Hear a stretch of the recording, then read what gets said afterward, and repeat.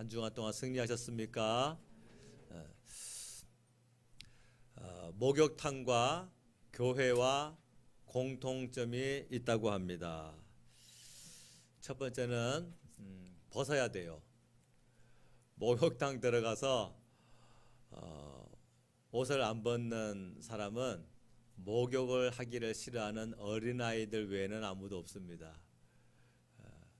더 말씀 안 드릴 테니까 거기까지만 듣고서도 깨달으시기를 바랍니다.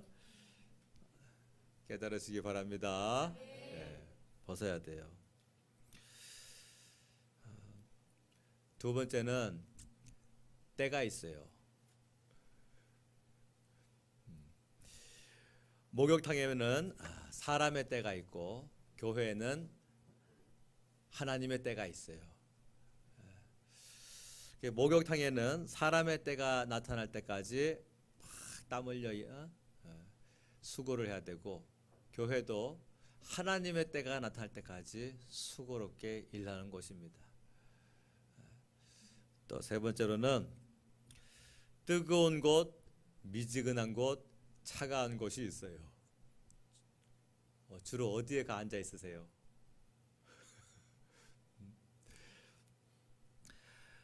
목욕탕이나 교회나 때가 나타나려면요, 차가운 곳도 아니고 미지근한 것도 아니고 뜨거운 곳에 있으면 됩니다. 내가 지금 앉아서 예배드리는 곳이 아니면 나의 지금 심령 상태가 차갑거나 또는 미지근하다고 한다면 자기를 돌아봐야 돼요. 돌아봐야 돼요. 마지막으로 나갈 때의 발걸음이 상쾌합니다. 오늘 이 자리에 무슨 마음을 가지고 왔든 간에 예배자로서 우리 주님 은혜 받고 가벼운 마음으로 돌아갈 수 있는 여러분 되시기를 주의 이름으로 축원합니다.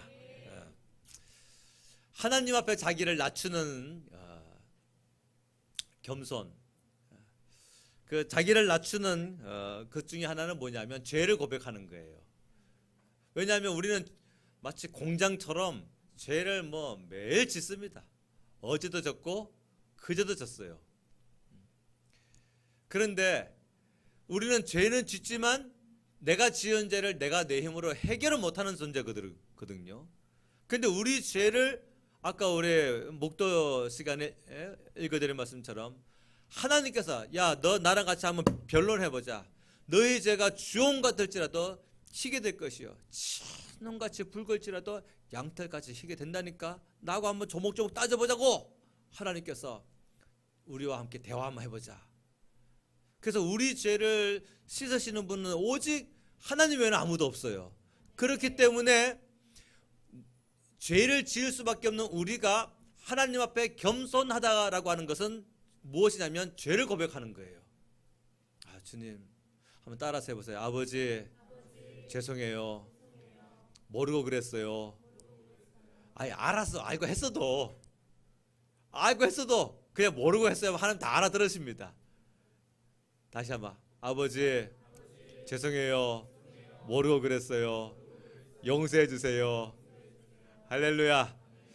하나님 앞에 나를 낮춘다는 겸손의 첫 번째는 뭐냐면 죄를 고백하는 거예요.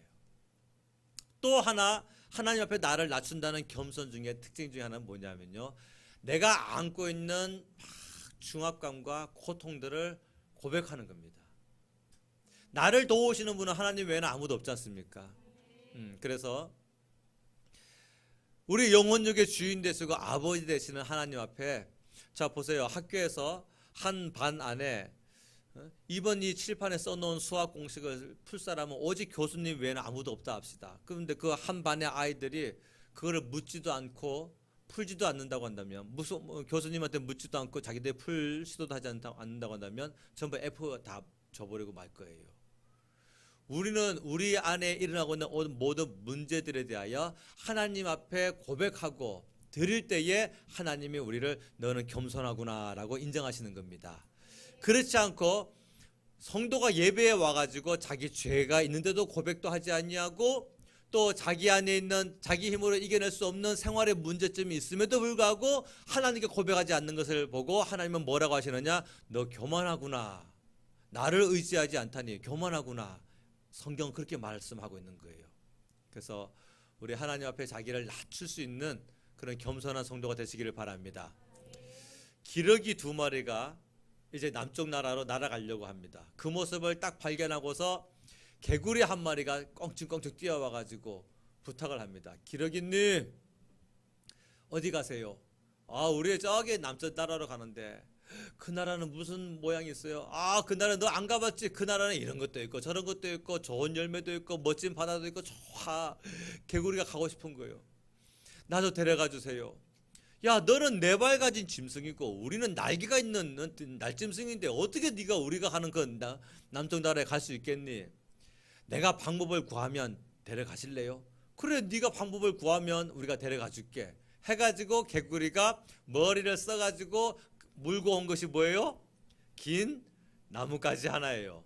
나뭇가지 하나를 입에 물고 꽁쭉꽁쭉 뛰어와가지고 하는 말이, 기러기님 이거를 2분이 양쪽에서 부리로 물어가지고 날아오르세요. 그러면 내가 가운데를 물고 함께 날아오를 수 있도록 할게요. 그래, 알았다. 근데 개구리야, 혹시라도 너한테 어떤 안 좋은 일이 생겨도 우리를 원망해서는 안 돼.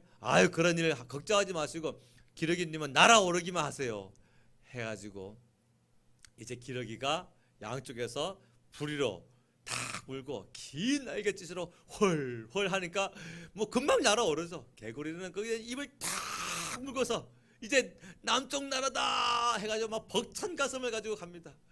여러분 한번 이 광경을 상상을 해보세요. 끝내주잖아요. 새 2마리가 떠오르는데 가운데 개구리 1마리가 떠오르고 있는 모습이에요. 이 편대 아닙니까? 편대 비행을 지금 하고 있는 거예요. 이 모습을 본 땅에서 본 농부들이 우와 대단하다, 놀랍다, 개구리가 하늘을 날다니 이거 누구 아이디어야?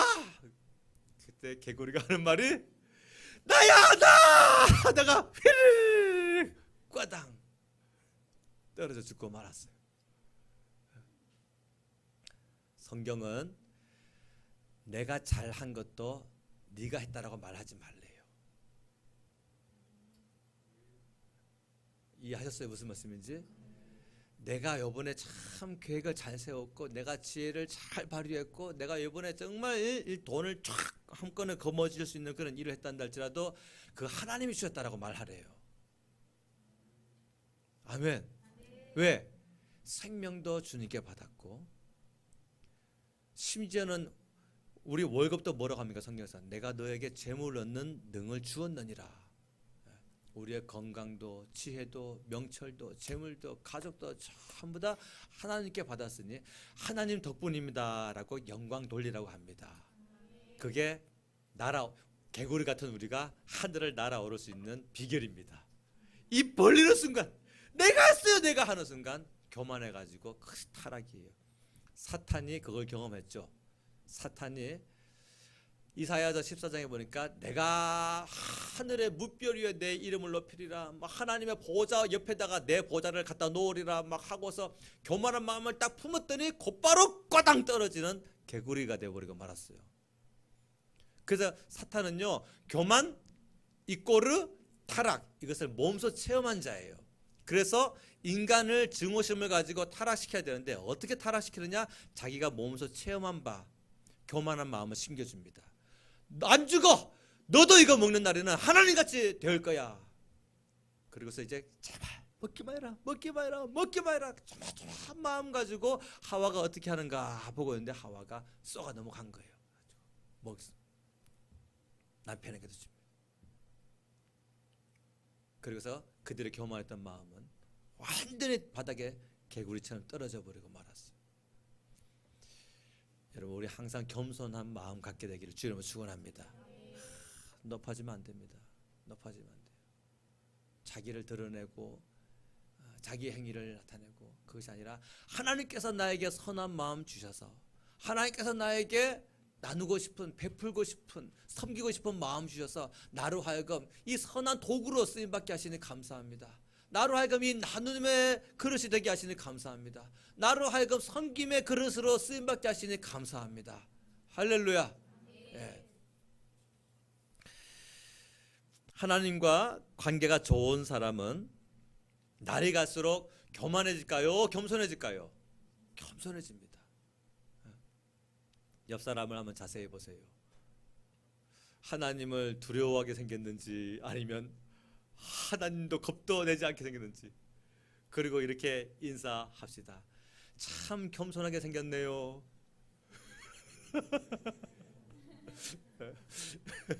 너무 크게 웃으면 못생겼다는 뜻이 될 수도 있으니까 적당하게 웃으세요. 참, 우리는 겸손하게 생긴 사람들입니다. 아멘.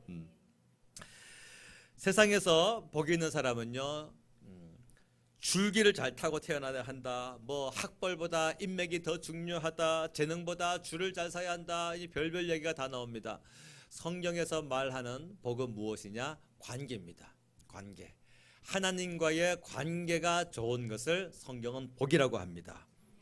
여러분, 하나님과 좋은 관계 되시기를 바랍니다. 우리 인생도 하나님과 관계가 마치 아브라함이 하나님과 관계가 좋은 사람이 되어서 하나님께서 그냥 내내 아브라함을 복주시고 복주신 것처럼, 나도 하나님과의 관계가 좋은 사람 되어서 겸손한 마음으로 주님 잘 섬겨서 하나님께서 우리의 삶을 돌보시고 입히시고 먹이시고 세상 끝날까지 인도하시는 그 영적인 복을 받으시기를 주의 이름으로 축원합니다. 오늘 본문을 통해서 우리가 은혜 받아야 할 것이 있는데, 그 첫 번째 무엇이냐? 약속의 땅으로 돌아온 아브라함이다 하는 것이죠. 오늘 본문의 1절부터 4절 말씀 보겠습니다. 1절부터 4절 시작. 아브라함이 애굽에서 그와 그의 아내와 모든 소유와 롯과 함께 네겝으로 올라가니 아브라함에게 가축과 은과 금이 풍부하였더라. 그가 네겝에서부터 길을 떠나 베델에 이르며 베델과 아이 사이 곧 전에 장막 쳤던 곳에 이르니 그가 처음으로 제단을 쌓은 곳이라. 그가 거기서 여호와 이름을 불렀더라. 아멘. 아브라함이 돌아왔어요. 어디로 돌아왔습니까? 3절에 보니까, 3절 후반에 보면 곧 전에 장막 쳤던 곳에 이르니, 애굽으로 내려가기 전에 가나안 땅에 처음에 와가지고 장막 쳤던 곳에 다시 온 거예요. 그 땅에. 그 땅이 무슨 땅이었어요? 기근의 땅, 흉년된 땅. 이건 도저히 우리 가족의 살만한 곳이 못 되라고 판단되어 가지고 애굽 내려갔던 바로 그 땅이란 말이에요. 다시 말하면 아브라함이 버렸던 땅이란 말이에요. 그 자기가 포기하고 버렸던 땅인데 다시 그 땅에 돌아온 것입니다. 그리고 4절에서 뭐합니까? 그가 처음으로 제단을 쌓은 곳이라. 맞아요. 처음에 약속의 말씀 믿고 와가지고 그 땅에다가 예배드렸던 곳이에요. 하나님, 나로 하여금 본토 친척 아비의 집을 떠나 하나님이 인도하신 이 땅으로 오게 하심을 감사합니다고 제단을 딱 쌓고 나서 예배드리고 나서 그 땅을 보니까 그 땅이 흉년된 땅이네. 살 수가 없네. 그래가지고 그 땅을 버리고 어디로 갑니까? 애굽으로 내려갔잖아요. 그렇죠? 애굽으로. 그 애굽은 뭐예요? 이집트 문명. 아브라함이 태어나기 1000년 전부터 미면서 문명 사회로 쫙 발달되어 있는 그런 거대 도시죠. 그 거대 도시가 내가 살 수 있는 땅이구나 해가지고 내려갔다가 거기서 그냥 완전히 다 망해버렸지 않습니까? 살려고 갔는데 죽을 뻔했어요. 그래요. 하나님 없는 인생은요, 우리는 살아보려고 노력하지만 사는 것이 아닙니다. 왜? 내 영혼이 죽고 있기 때문에. 아브라함이 그 다 죽어가는 고통 가운데서 하나님께서 바로의 집을 막 치셔가지고 겨우 빼앗겼던 자기 아내 되찾아가지고 돌아온 겁니다. 그 아내가 어떤 아내예요? 자기의 자식을 낳아줘야 할, 하나님께 약속받은 자식이 있었습니까? 아내 하나 보고 바라보고 살았는데 그 아내마저 빼앗겨버렸으니 75세 할아버지가 뭘 하겠어요. 이제 인생 끝나버린 거죠. 그런데 하나님의 은혜로 도로 아내도 찾고 다시 이 땅에 돌아오게 된 거예요. 그래서 거기서 와가지고 다시 제단을 쌓은 겁니다. 마치 방주에서 나온 노아가 눈에 보였던 땅은 파멸된 땅이지만 자기에게 보이신 그 파란 하늘을 약속으로 믿고 감사의 제단을 쌓았던 것처럼 아브라함도 자기가 버렸던 땅 흉년 맞이해가지고 포기하고 다른 곳으로 갔다가 다 무너지고 실패를 경험하고 다시 돌아와가지고 이 땅이 하나님께서 나에게 주신 약속의 땅이구나 믿고 다시 감사의 제사를 주님께 올려드립니다. 그러니 이 예배는 단순한 감사의 제사가 아니라 눈물이 펑펑 쏟아 나오는 회개 예배예요. 회개. 주님 죄송해요. 내가 하나님의 신실하심을 의심했어요. 내가 그만 이 땅을 바라보고 이 땅의 상태를 바라보고 하나님이 나를 먹이시고 입히시고 채우시는 그 은혜를 기억하지 못하고 땅의 상태만 바라보고 다른 곳으로 가버리고 말았어요. 하나님의 약속을 벗어나 버리고 말았어요. 죄송해요 하고서 막 눈물이 쏟아지는 그런 회개와 감사의 예배가 바로 이 창세기 13장에서의 아브라함의 예배죠.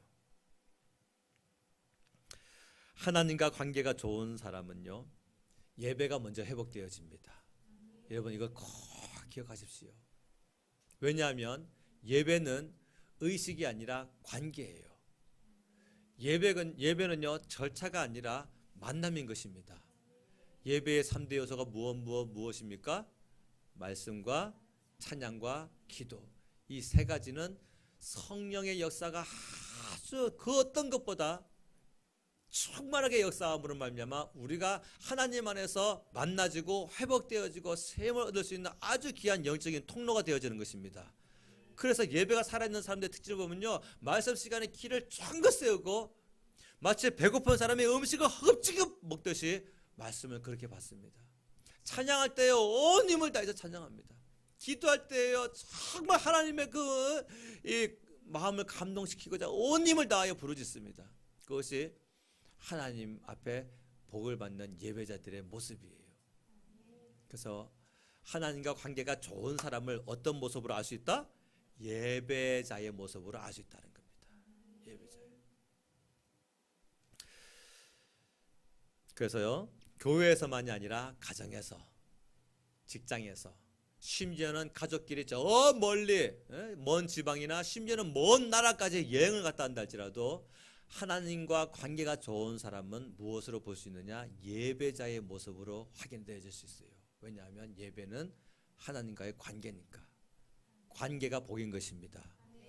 시편은 150편에 많은 주옥 같은 시로 기록되어 있는데 그 아름답고 멋진 시 가운데 첫 절이 뭐라고 말하냐? 복에 대해서 말하고 있어요. 복에 있는 사람은 무엇입니까? 악인들의 길을 쫓지 아니하며 죄인들의 길에 서지 아니하고 오만한 자들의 자리에 앉지 아니하고, 다시 말하면 악인들 끊어버리고 죄인들 끊어버리고 관계 설정이에요. 오만한 자들을 관계 끊어버리고 오직 여호와의 율법을 즐거워하여 그 율법을 주야로 묵상하는도다. 하나님의 말씀이 제일 좋다는 것을 자기가 아는 거예요. 복이 무엇입니까? 관계입니다. 하나님도 모르는 악한 자들과 관계를 싹 정리하고 내 영혼 육의 주인 되시는 하나님과 관계를 가장 올바르게 설정할 수 있는 사람. 4절에서 뭐라 합니까? 그는 시냇가에 심기운 나무라. 보통 나무도요, 땅에 심겨진 나무도 웬만하면 다 삽니다. 웬만한 가뭄에도 이파리는 마르지만 또 살아냅니다. 왜? 땅에 지류가 있고 물이 흘러다니기 때문에 그것을 양분으로 또 빨아당길 수 있어요. 근데 하나님의 말씀을 즐거워하는 사람은 무엇으로 비유했는가 봤더니 시냇가에 심겨진 나무라 그랬어요. 거기서 성경에서 말하는 시냇가는 이 땅의 시냇가가 아니라 영원히 목마르지 아니하는, 영원히 마르지 아니하는 샘 같으신 우리 예수님 말씀하고 있는 거예요. 그래서 하나님의 말씀에 관계가 좋은 사람은 예수님에게 심겨진 자이기 때문에 그 잎사귀가 마르지 아니함 같으니 그의 행사가 다 형통하리로다. 그게 하나님과 관계가 좋은 사람의 특징이란 말입니다. 오늘 본문 4절에 보니까 그가 처음으로 제단을 쌓은 곳이라. 제단을 쌓긴 했는데 그만 믿음 없는 삶으로 애굽 내려갔다가 다시 그곳에 온 거예요. 그리고 거기서 이제 회개와 감사의 제단을 쌓습니다. 그리고 뭐라 합니까? 그가 거기서 여호와의 이름을 불렀더라. 이게 무슨 뜻입니까? 아버지, 내가 다시는 이 약속의 땅을 떠나지 않겠습니다. 내가 다시는 하나님의 말씀을 저버리지 않겠습니다. 이게 그 뜻이에요. 여호와의 이름을 불렀더라, 그 말이에요. 왜냐하면 살아보려고, 자기는 살아가려고 그래도 노력한다는 결정이 애굽 땅이었는데 하나님의 약속을 벗어나 버린 땅이었던 거예요. 그곳은 예배자의 땅도 아니고 그것은 아무도 예배하지 않는 사람들만 가득한 곳이고, 문명사회, 도시화된 곳으로서 그냥 문명의 혜택만 받을 뿐이지 하나님의 혜택이 전혀 없는 곳이죠. 그곳에서 자기는 실패를 경험하고 돌아왔습니다. 그리고 이제 그 첫 번째 장막 쳤던 그곳에 다시 제단을 쌓으면서 회개와 눈물의 감사의 제단을 쌓으면서 고백을 합니다. 아버지, 내가 다시는 이 약속의 땅을 벗어나지 않겠습니다. 우리에게는 여러분, 아브라함이 받은 그 약속보다 더 비교할 수 없는 많고 놀라운 약속들이 있습니다. 믿으십니까? 이 약속의 말씀을 우리가 가슴에 내 지경으로 삼고 이 약속의 말씀 안에서 얼마든지 우리는 살아낼 수 있는 거예요. 믿으시기 바랍니다. 예. 아브라함은 이 예배를 통해서 다시 시작해보고 싶었어요. 정말 다시 시작해보고 싶다. 다시 출발해보고 싶다. 그래서 도착하자마자 예배를 드렸어요. 그래서 믿음의 큰 결단을 합니다. 이런 큰 믿음의 결단을 했더니 뭐가 찾아왔어요? 또 시험이 찾아왔어요. 어떤 시험이 찾아왔느냐? 자, 6절부터 7절까지 한번 읽습니다. 6절부터 7절 시작. 그 땅이 그들이 동거하기에 넉넉하지 못하였으니 이는 그들의 소유가 많아서 동거할 수 없었음이니라. 그러므로 아브라함의 가축의 목자와 롯의 가축의 목자가 서로 다투고 또 가나안 사람과 브리스 사람도 그 땅에 거주하였는지라. 아멘.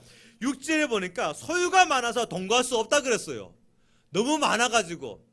그런데 7절에 보니까 아니 아브라함과 롯만 사는 것이 아니라 가나안 사람과 브리스 사람도 그 땅에 살고 있다 그랬어요. 아니 가뜩이나 땅도 좁은데 재산은 더 많아졌고. 그러니까 이제 무슨 일이 발생됐느냐? 이 아브라함의 그 목자들과 롯의 목자들이 목초지 가지고 싸우는 일이 발생했네. 왜냐하면 자기들도 일을 잘해야 종으로서 더 주인에게 월급도 받고 더 많은 소유를 얻을 수 있으니까. 그래서 양도 많이 번식을 시켜야 되고 건강하게 돌봐야 되고. 그래서 목초지 갖고 싸우는 거예요. 이쪽 팀이 아침에 10시에 나가면 저쪽 팀은 5시 50분에 나오고, 이쪽 팀이 5시 40분 나가면 저쪽 팀이 5시 반에 나오고 막 싸우고 있는 거예요. 아브라함이 딱 보니까 야, 이래가지고 인정 비키겠구나 해가지고 결정한 것이 무엇입니까?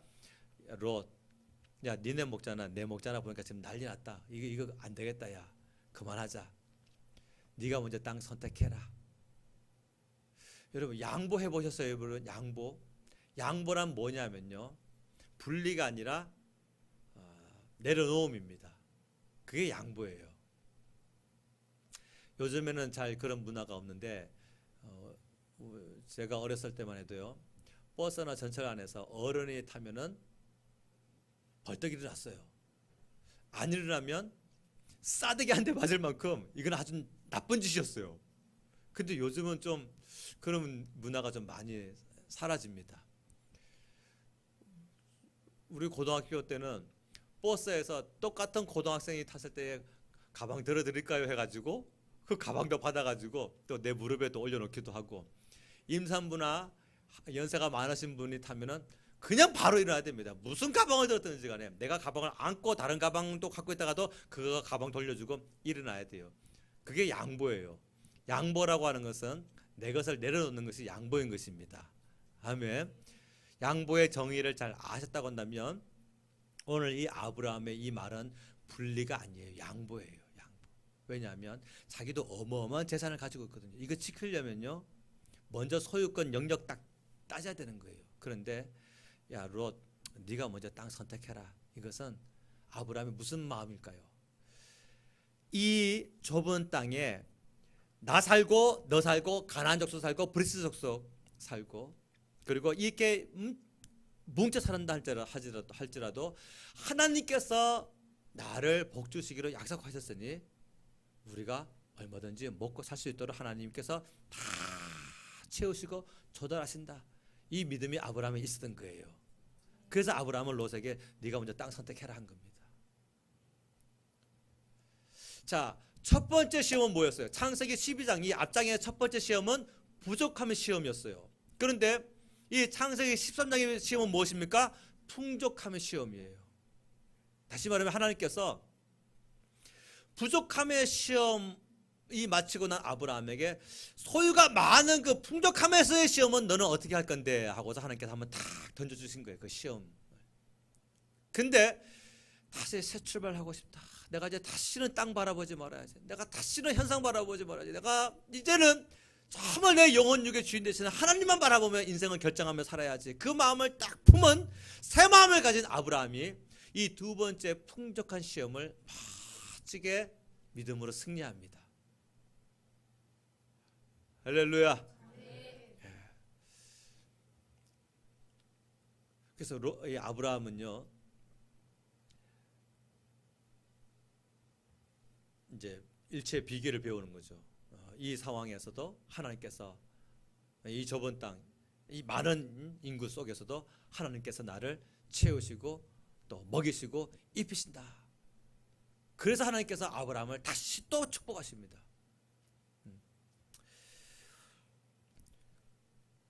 그런데 두 번째 오늘 본문의 교훈이 있어요. 그게 뭐냐?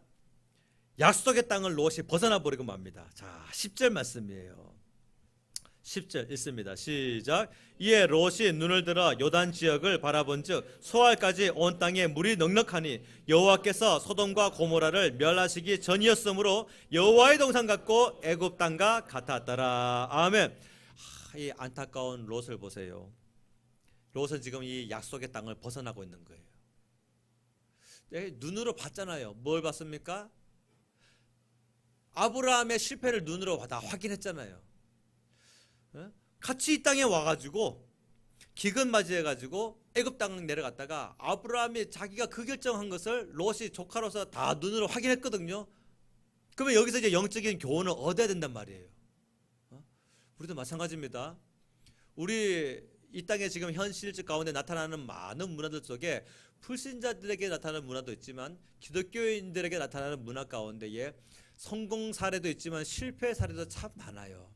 그런 실패 사례 가운데서 어떤 사람은 믿음으로 뛰어넘고 이겨내고 어떤 사람은 그것을 잘 승화해서 다시 복의 통로로 다시 회복되어지고 또 어떤 사람은 과거의 일을 다시 탓하지 말아야지 해서 회개하는 마음으로 주님 앞에 나아가게 되고 그것을 우리가 바라볼 수 있어야 되는데 롯이 함께 애굽까지 내려갔다가 자기 그 삼촌 아브라함의 실패를 눈으로 다 확인했어요. 그러면 이제 자기는 어떻게 해야 되는 겁니까? 영적인 교훈을 받아가지고 나는 이제 나는 저런 실수를 하지 말아야 되겠다. 이렇게 마음먹어야 되는데 그만 롯의 많은 소유가 자기를 장님으로 만들어버리고 말았어요. 애굽에서 금방 보고 목격했던 그 모든 것을 바라보지 못합니다. 너무 많아 버리니까 이것을 지켜야 된다라고는 자기의 소유를 지키고자 하는 그 욕심이요 하나님의 약속하신 그 약속의 땅을 벗어나 버리고 말았어요. 그리고 뭐랍니까? 여호와의 동산 같았고 다시 말해 에덴 동산을 말하고 있는 거죠. 그 시대의 표현은 뭐예요? 최고로 좋은 것은 뭐예요? 요즘 우리로 표현하면 강남, 파라군 그런 식이에요. 그 당시에 최고로 좋은 평가는 뭡니까? 여호와의 동산, 에덴 동산. 그리고 또 뭐랍니까? 애굽 땅과 같았더라. 애굽 땅과 롯의 눈에는 뭐라 보였어요? 애굽 땅과 같았더라. 그 애굽 땅이 뭡니까? 아브라함에게는 실패의 땅이요, 파멸의 땅이요, 하나님의 약속이 없는 땅이요, 예배가 없는 땅인데 롯의 눈에는요 그 애굽 땅이 좋아 보였던 거예요. 그리고 여호와의 동산 같이 보여지는 겁니다. 우리의 예배를 하면 잘 살펴봐야 할 필요가 있어요. 지금 롯이 가고자 했던 그 땅은 예배자가 아무도 없어요. 사랑하는 여러분, 성도가 예배를요 한 달만 딱 쉬어보세요. 불신자 됩니다. 한 달만 딱 쉬면요 생각하는 것, 먹는 것, 입는 것, 생활하는 것, 즐기는 것 전부 다 불신자하고 똑같아져 버려요. 왜 그럴까요? 예배는 하나님과 나와의 만남이 있고 교류가 있고 회복이 있기 때문에 비록 좀 연약하고 부족한 우리라도 예배 가운데 하나님으로부터 다시 세워지게 되고 회복되어지게 되고 용서받은 자로서 기쁨 가운데 승리하는 삶을 살 수 있는 것입니다. 근데 이 예배가 끊어져 버렸어요. 보세요. 그럼요 모든 윤리와 도덕의 기준이요 내가 되어져 버립니다. 내가 되어져 버리기 때문에 내가 봤을 때 괜찮다 하면 다 괜찮아 버려요. 한 달만 예배를 쉬게 되면 그 사람의 사고방식과 생활의 모든 것은 전부 다 불신자처럼 되어버리고 말더라고요. 한마디로 예배가 줄어들면 영적인 롯이 되고 맙니다. 그러므로 여러분, 예배의 횟수가 중요한 것은 아니지만 내가 만약 지금 영적으로 무기력하다라고 느껴진다고 한다면 횟수부터 늘리는 것이 지혜입니다. 왜냐? 자주 접해야 내가 회복될 수 있는 기회가 많아지니까. 예배가 줄어들게 되면요, 제일 먼저 나타나는 문화가 뭘까요? 똑같은 고통인데도 어렵게 넘어갑니다. 그러나 예배가 회복된 사람은요, 또 그와 같은 똑같은 고통인데도 수월하게 넘어갑니다. 왜 그럴까요? 하나님께서 이렇게 만지시고 붙드시는 은혜가 있어요, 그 안에. 롯이 가려는 땅은 예배가 아예 없는 땅이에요. 심지어 방탕과 향락과 정욕으로 가득 찬 소돔 땅입니다. 그런데 롯에게는 그 영적인 이유는요, 아무것도 중요하지 않아요. 왜요? 지금 내게 있는 이 소유를 지켜야 된다. 오직 그거 외에는 욕심이 아무것도 없어요, 롯에게는. 예배 없는 삶일지라도 재산 지키는 것이 우선이다. 이것이 롯의 마음 상태였던 거예요. 오늘 본문의 12절 말씀을 보겠습니다. 12절 시작. 아브라함은 가나안 땅에 거주하였고 롯은 그 지역의 도시들에 머무르며 장막을 옮겨 소돔까지 이르렀더라 하며, 아브라함은 뭡니까? 가나안 땅에 거주하였고, 이 가나안 땅이 뭐예요? 하나님의 약속의 땅이죠. 복잡하고 목초지가 허락이 안 된다 할지라도 하나님께서 나에게 허락하신 약속의 땅이다. 그래서 아브라함은 그 땅을 고집합니다. 근데 롯은 자기 재산을 위하여서 그 땅을 떠나버렸어요. 그리고 지역들의 도시들에 머물면서, 다시 말하면 뭡니까? 도시화되어져 갑니다. 롯은. 지난 주간에 우리 교회에서 함께 신앙생활을 하다가 저 지방으로 이사 가신 한 가정을 신방하러 갔어요. 이 얘기 많이 하다가 그 지사님이 저한테, 목사님 옛날에 거주순례 다녀오시고 나서 여러 간증하신 것 중에 목사님이 지방에서 계시다가 들풀 냄새 맡으며 또 비바람 맞으면서 걷다가 분당쯤 들어와 가지고 막 향수 냄새와 막 이런 냄새 맡을 때에 아주 정욕적인 냄새를 맡았다고 말씀하셨죠. 우리가 여기 살다가 서울 올라가 보니까 그 냄새가 나더라고요. 우리는 몰라요, 이 서울의 문화가 얼마나 타락한 것인지. 근데 시골에서 저 한 대 살던 사람은요, 서울 올라오면 영적으로 죄악과 정욕이, 술 취함과 방탕함에 새벽까지 막 불을 밝히면서 러브 호텔들과 막 음란함과 술 취함에 인간의 정욕을 위하여 최적화된 그런 도시 문명을 자랑하는 것이 사실 이 서울의 밤거리예요.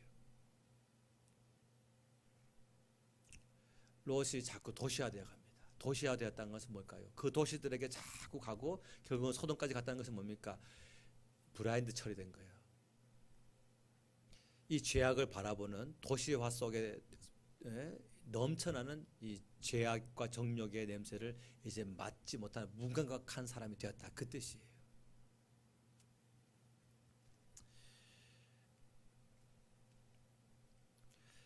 롯의 그 가족은요, 나중에는 다 멸절되고 맙니다.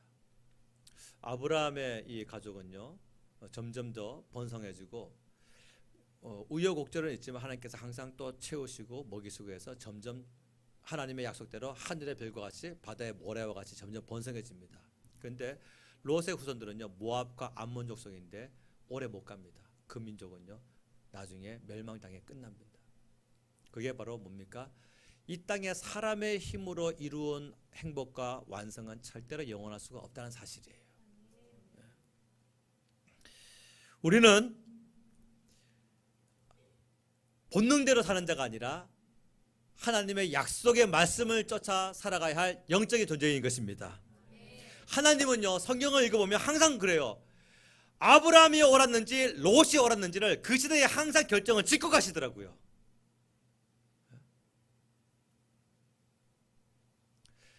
아담과 하와의 선택 앞에 그 시대에 결정을 짓고 간 것이 뭡니까? 아들의 살인죄였어요. 노아 시대에 경건한 셋의 후손과 타락한 가인의 후손이 뒤엉켜 살 때에 그때 하나님이 결정을 짓고 가십니다. 그게 뭡니까? 노아의 홍수였죠. 이 시대도 마찬가지예요. 아브라함과 롯의 선택 앞에서 하나님은 결정을 짓고 가십니다. 그것이 뭡니까? 소돔의 멸망이에요. 하나님은 항상 이렇게 영적인 아브라함과 육적인 롯의 결정에 대하여서 하나님은 항상 그 마지막을 결정을 짓고 가십니다. 그래서 무엇이 옳았는지를 역사가 우리에게 증거해 주고 있습니다. 지금 우리는 모를 수도 있어요.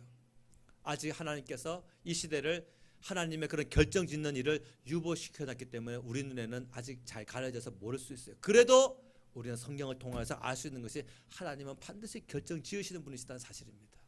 그러므로 우리는 믿음을 가지고 하나님 뜻을 따라 살아가야 될 줄로 믿습니다. 세 번째, 오늘 주시는 은혜가 있어요. 그것이 무엇이냐? 하나님의 언약에 대한 재확인이에요. 오늘 본문의 14절 후반에 14절부터 18절까지 읽습니다. 14절부터 18절 시작. 롯이 아브라함을 떠난 후에 여호와께서 아브라함에게 이르시되 너는 눈을 들어 너 있는 곳에서 북쪽과 남쪽 그리고 동쪽과 서쪽을 바라보라. 보이는 땅을 내가 너와 내 자손에게 주리니 영원히 이르리라. 내가 내 자손이 땅의 티끌 같게 하리니 사람이 땅의 티끌을 능히 셀 수 있을진데 내 자손도 세리라. 너는 일어나 그 땅을 종과 행으로 두루 다녀보라. 내가 그것을 내게 주리라. 이에 아브라함이 장막을 넘겨 헤브론에 있는 마므레 상수리 숲으로 이르러 거주하며 거기서 여호와를 위하여 제단을 쌓았더라. 아멘. 롯의 선택은요, 당장 눈으로 보기에는 현명한 선택이었습니다. 세상은 그러한 사람을 지혜로운 사람, 똑똑한 결정 그렇게 표현하십니다. 그러나 하나님은 뭐라 하십니까? 우둔하다. 내 약속을 믿지 아니하고 떠나다니 우둔하구나. 그러나 하나님께서 너는 참 지혜롭구나. 그 말씀은 무엇입니까? 자기가 거주하는 땅에 척박하다고 하여서 원망 불평 심지어는 떠나거나 등 돌리는 것이 아니라 하나님이 이 땅을 나에게 약속으로 주셨으니 이 땅에서조차 나는 우리 주님의 복의 통로가 되어 줄 줄로 믿습니다. 그 믿음을 가진 사람을 하나님은 뭐라 하십니까? 너는 참으로 지혜롭구나. 그러니까 현상 바라보고 지혜로운 것이 아니라 하나님과의 관계 바라보고 하나님은 지혜롭다고 말씀하시는 거예요. 오늘 본문에 보니까 하나님께서 놀라운 약속을 하셨는데 아브라함아 북쪽과 남쪽과 동쪽과 야 서쪽은 좀 빼놔라 하지 아니하시고 서쪽까지 너의 눈 시선이 닿는 모든 것을 내가 다 너에게 다 줄게. 세상에 이런 복이 어디 있어요?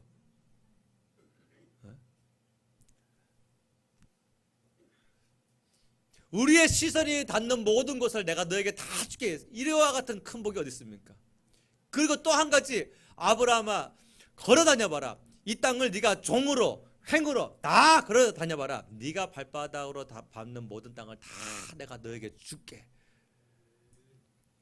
그러나 그 범위가 어디입니까? 하나님이 약속하신 그 가나안 땅인 것이죠. 그래서 이 당시에 거주하던 아브라함의 거주 지역은 굉장히 좁았습니다. 좁았지만 아브라함의 후손으로 말미암아 그 땅은 완전한 하나님께서 아브라함에게 주신 귀한 약속의 땅이 되어지죠. 그 땅이 지금 저 나라에 있지 않습니까? 이스라엘 땅이. 사랑하는 여러분, 하나님의 말씀을 벗어나는 것이 우둔한 자의 결정이요, 힘들고 어렵더라도 하나님의 말씀 안에 거하는 것이 지혜로운 결정인 것입니다. 오늘 본문에서 하나님은 아브라함에게 다시 한번 언약의 재확인을 해주시는데 내가 너에게 너의 눈이 닿는 모든 것을 너의 발로 밟히는 모든 땅을 내가 너와 내 자손에게 영원히 줄 거야 라고 약속해 주셨어요. 아브라함이 받은 약속보다 더 많은 놀라운 약속들을 우리는 이 성경으로 받고 있습니다. 성경에 기록된 약속의 말씀을 믿으시기를 주 이름으로 축원합니다. 말씀을 맺겠습니다. 아브라함의 첫 번째 시험은 부족한 시험이었어요. 근데 아브라함의 새 마음을 가지고 작정을 했더니 두 번째 시험은 넉넉함 중의 시험이었어요. 이 넉넉함 중에서의 시험을 아브라함은 새 마음을 가지고 잘 뛰어넘고 승리했습니다. 아브라함은 소유가 많아도 타락하지 않았어요. 아브라함은 그곳에서 또 제단을 쌓습니다. 오늘 18절 끝에 보니까 마므레 상수의 숲으로 이르러 거주하며 거기서 여호와를 위하여 제단을 쌓으더라. 아브라함은 어딜 가나 항상 예배자의 삶이었습니다. 사랑하는 여러분, 예배자로서 예배에 왔으면 하나님께 전심을 다해 예배를 드리시고, 만약에 내가 지금 영적으로 무기력감이 느껴지면 예배 횟수를 늘리시고, 기도 시간을 늘리고, 말씀 듣는 시간을 늘리고, 찬양하는 시간을 더 늘려서 하나님과의 관계가 돈독해지시기를 주의 이름으로 축원합니다. 그리하면 하나님과의 관계가 좋아진 사람은요, 반드시 하나님이 그 사람을 책임지십니다. 왜? 그게 하나님의 약속이니까. 하나님은 하나님의 약속을 지키실 수밖에 없는 그런 신실하신 분이시기 때문에 주님의 약속을 믿고 따르면 하나님께서 아브라함과 그 가정을 책임지신 것처럼 우리와 우리 모든 가족, 우리 교회 식구들을 세상 끝날까지 지키시고 동행하실 줄로 믿습니다. 기도하겠습니다. 함께 동성으로 기도할 때에 귀하신 아버지 하나님, 눈에 보이는 대로 살지 않게 하여 주옵소서. 현상 따라가지 않게 하여 주옵소서. 예배자가 아닌 롯처럼 예배가 없더라도 재산이 우선이라 생각했던 롯처럼 살지 않게 하시고, 우리 하나님 생명의 주님, 내 영혼을 살리시고 내 가정을 책임지시는 우리 하나님 앞에 예배자로 늘 살게 하시며, 어디에서 무엇을 하든 우리 주님과의 관계가 깊은 관계로 지낼 수 있는 하나님과 관계의 성공을 통하여서 주님께서 우리 인생 모든 전체를 이끄시고 먹이시고 인도하시는 영적인 육적인 복을 누리게 하여 주시옵소서. 주여 세 번 부르시고 통성으로 기도합니다. 주여 주여 주여. 살아계신 아버지 하나님,